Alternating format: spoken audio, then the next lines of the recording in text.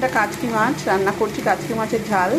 এর মধ্যে যে উপকরণগুলো দিয়েছি আগে আপনাদেরকে দেখাতে পারিনি। এটা হচ্ছে বেগুন, আর এই হচ্ছে পেঁয়াজ কলি, এবং এর মধ্যে আমি মশলা দিয়েছি খালি টমেটো, কাঁচা লঙ্কা, একটু কালো জিরে ফোড়ন দিয়ে, তারপরে পেঁয়াজ রসুন এগুলোকে ভেজে নিয়ে বেগুনটা দিয়েছি, টমেটোটা দিয়েছি, একটু আদা গ্রেট করে দিয়েছি, দিয়ে তারপরে মাছটাকে দিয়ে একসঙ্গে ভালো করে আমি সাঁতলাচ্ছি।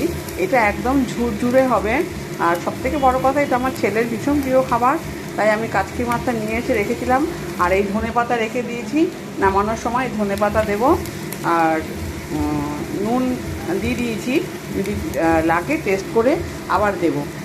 আপনাদের সবাইকে বলবো, কাচকি মাছটা আমি যে প্রসেসে বললাম, আগে পেঁয়াজ রসুন দেবেন, তেলের পরে একটু কালো জিরে দেবেন, একটু ভাজা ভাজা করে তারপরে টমেটো, আদা গ্রেট করা আদা দেবেন, তারপরে বেগুন, পেঁয়াজকলি দিয়ে একটু হালকা ভেজে মাছটাকে দিয়ে দেবেন। মাছটাকে দিয়ে ওই একসঙ্গেই কষাবেন, মাছটাকে কিন্তু আলাদা করে ভাজবেন না, তাহলে মাছ তুলতে পারবেন না।